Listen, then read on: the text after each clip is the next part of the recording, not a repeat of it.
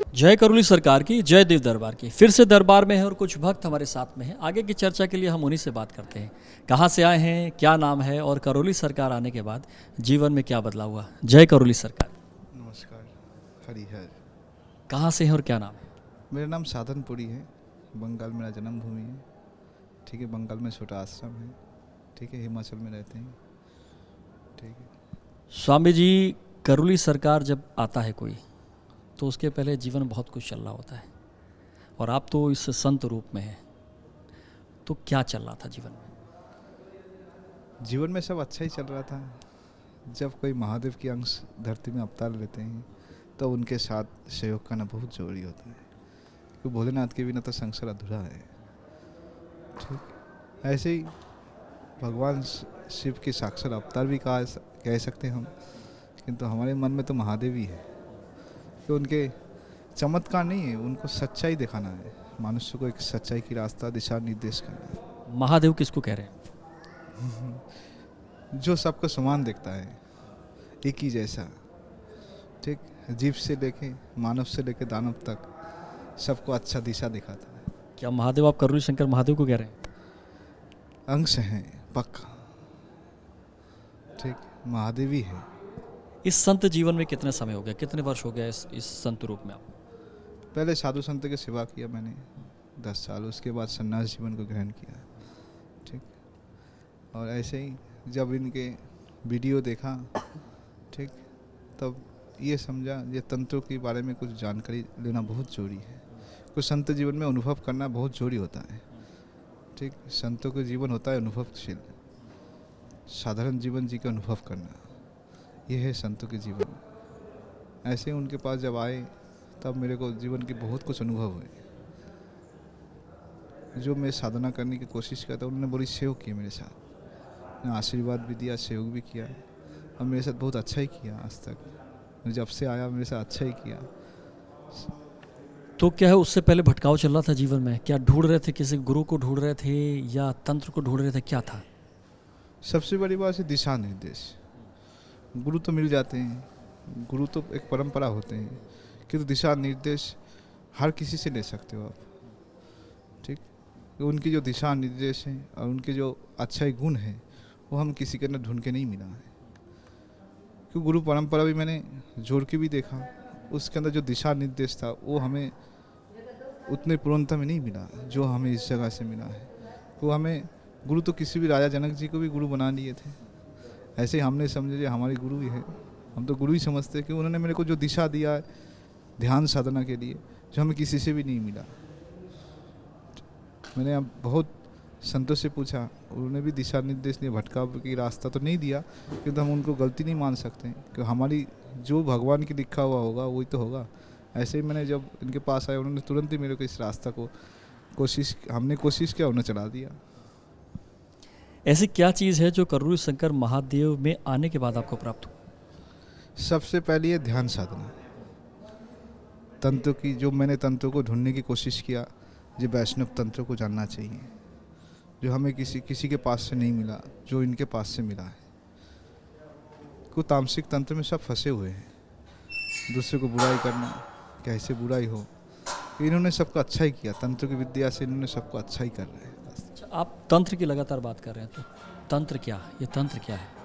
ये तांत्रिक वाला तंत्र है जो अभी तक लोगों को डरा के रखा गया है, या कोई और तंत्र है। नहीं, ये तो भोलेनाथ के तंत्र है, शिव तंत्र। शिव तंत्र। रावण को भी दिया था, रावण समझ नहीं पाया। आज तो मेरे साक्षात भोलेनाथ तो समझ गए। ठीक है, ये तो वरदान है उनके। ठीक, जो मानव की कल्याण भी चल रहे हैं। सबसे बड़ी बात है, उन्होंने हर मनुष्य को एक दिशा देना, सत्य की रास्ता, सच्चाई को दिखाना, ये सत्य क्या चीज़ है। ठीक है, सत्य की मार्ग देना बहुत कठिनाई होते हैं। तो इससे पहले जहाँ पर, क्योंकि ये संत के जीवन में आप जब हो, तो इससे पहले भी तो आप लोगों से मिले होंगे, कई गुरुओं से मिले होंगे, कई परंपराओं से जुड़े होंगे, तो क्या वहाँ ये चीज़ें नहीं हो रही थी जो यहाँ मिला। हर जगह में सब चीज़ होते हैं। आपके क्वेश्चन अपनी जगह में सत्य हैं, हमारी क्वेश्चन अपनी जगह में सत्य हैं।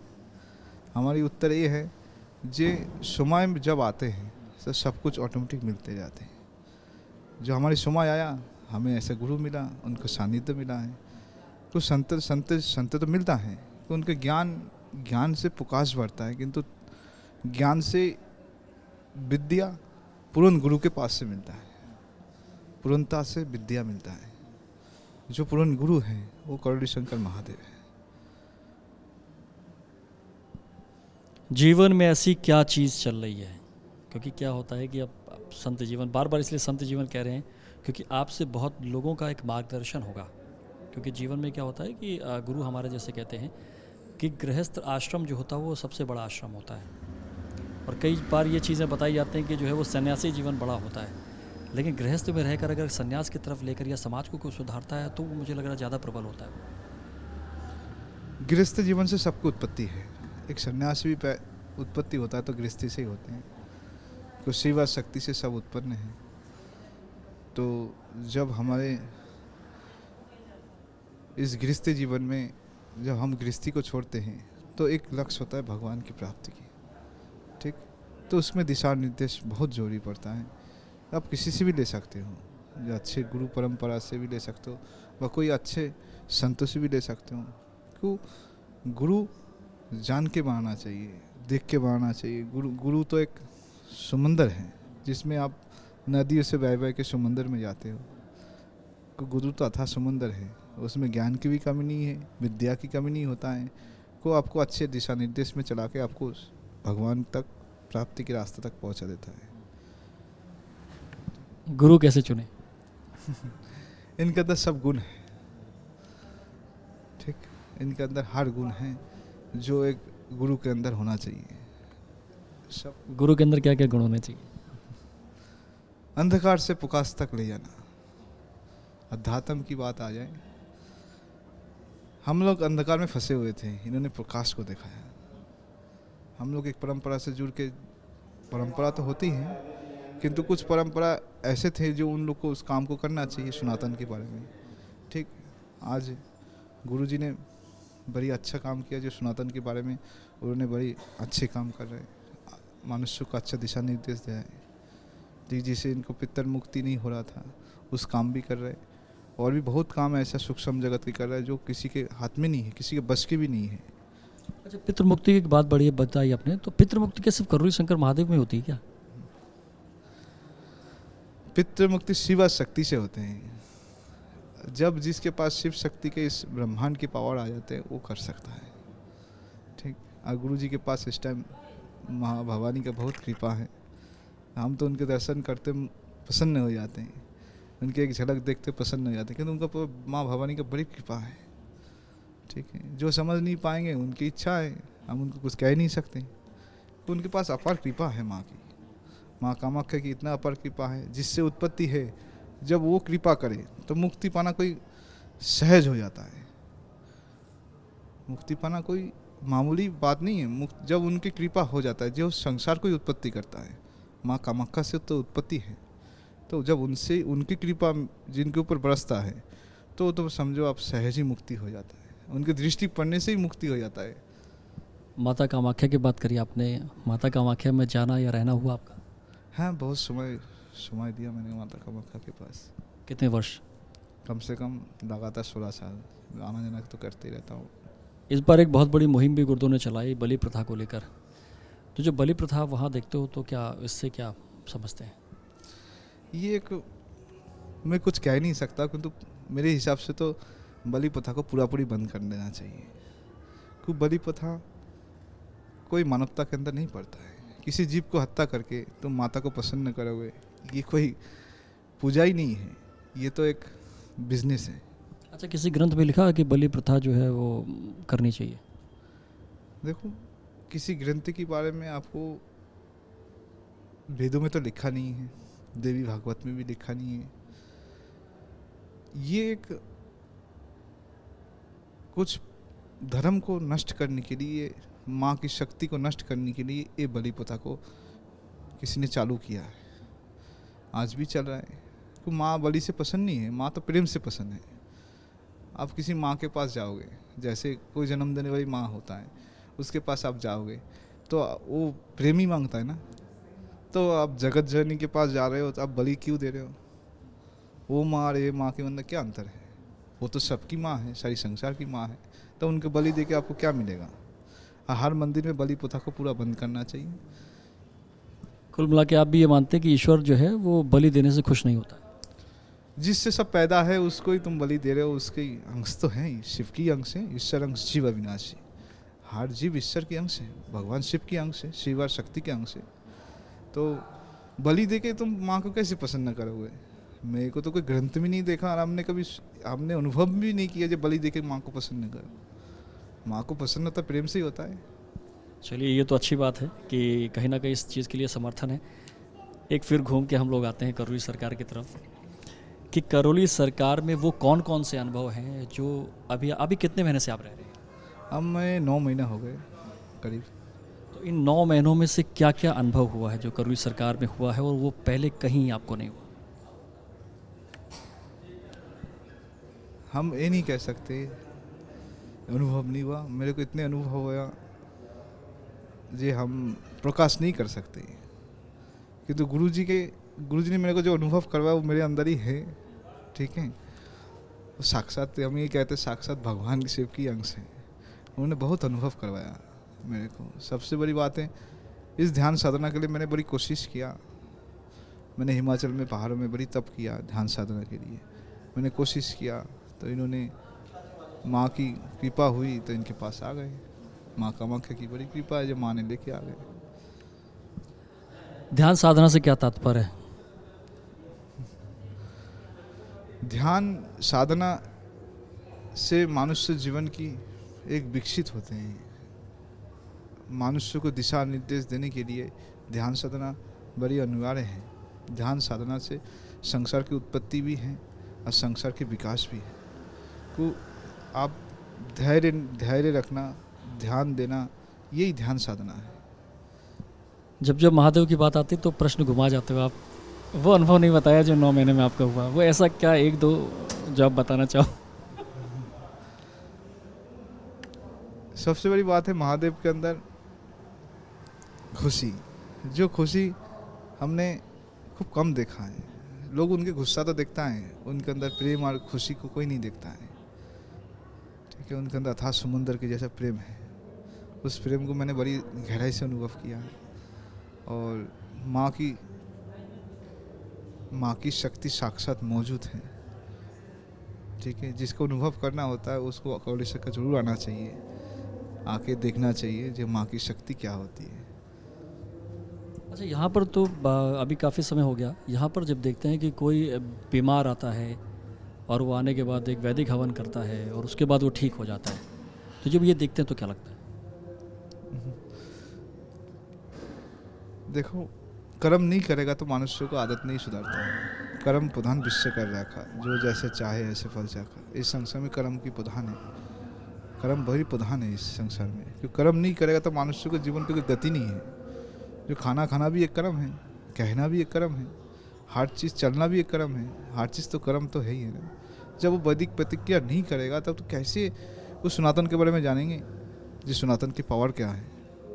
तो गुरुदेव चाहता है ऐसे भी कर सकता है, किंतु उसको हर वैदिक परंपरा करना जरूरी है। क्योंकि भगवान को साक्षी रखना बहुत जरूरी होता है। क्योंकि वैदिक जो प्रतिक्रिया होता है वो भगवान की साक्षी होता है। ठीक है, वो अपने जीवन की वो ऊर्जा मिलता है वैदिक प्रतिक्रिया करके। वो ऊर्जा वैदिक प्रतिक्रिया से हो सकता है, वो प्रकृति से ही मिलता है। कोई ऐसा प्रश्न जो या कोई ऐसी बात जो महादेव को 9 महीनों में आप नहीं बोल पाए साक्षात मिलने के बाद? मैं तो उनको देख के खुश हो जाता हूँ। तो मेरे पिता समान भी हैं, गुरु भी हैं, मेरा सब कुछ ही है। ठीक है, उनके खुशी से हम खुशी हो जाते हैं। अच्छा, एक प्रश्न रह गया है कि जब तंत्र को यहाँ देख रहे हैं, क्योंकि अभी तो जो तंत्र देखा है वो तो किसी न किसी गलत कार्य के लिए इस्तेमाल होता है, और जब यहाँ की व्यवस्था को देखते हैं, क्योंकि हर बार तंत्र की दीक्षा होती है, उसको किस तरह से देखते हैं? पहले तंत्र को हर मनुष्य एक तामसिक क्रिया में लेके गए। गुरु जी ने इस तंत्र को वैष्णव क्रिया में लेके आए, मनुष्य को एक अच्छी दिशा दिया है जो इस तंत्र को किसी ने नहीं कर पाया आज तक।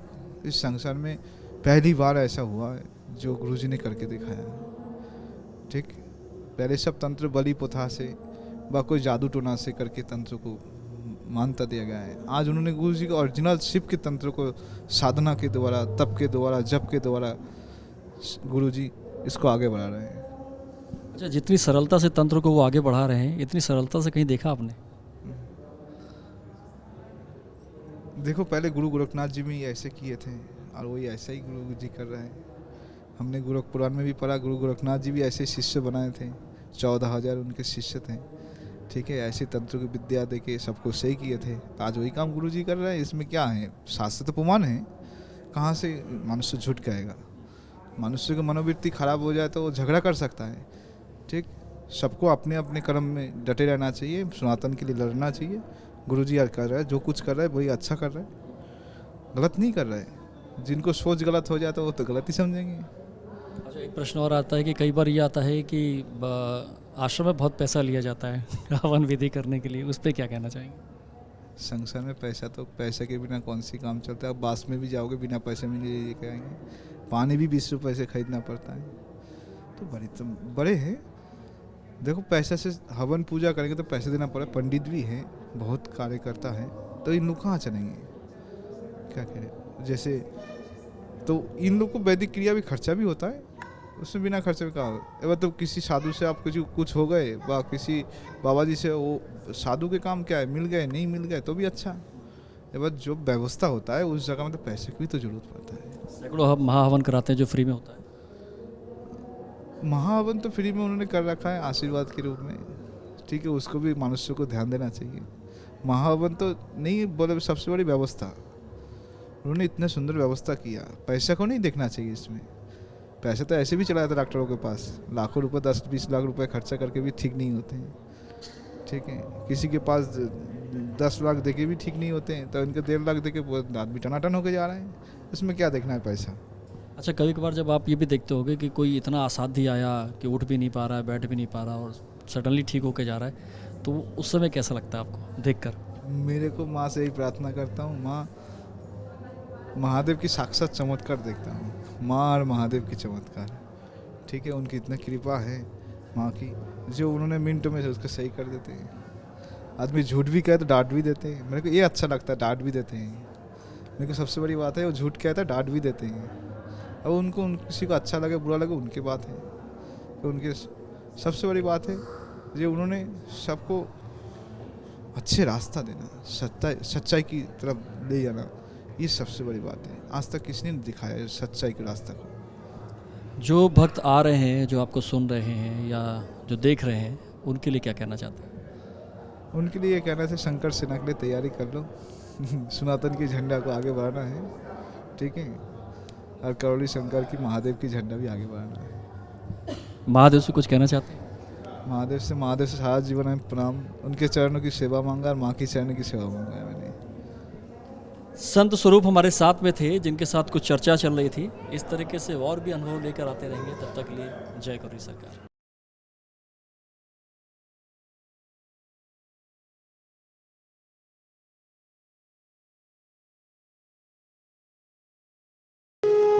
भक्ति 24 धर्म का नया स्वरूप।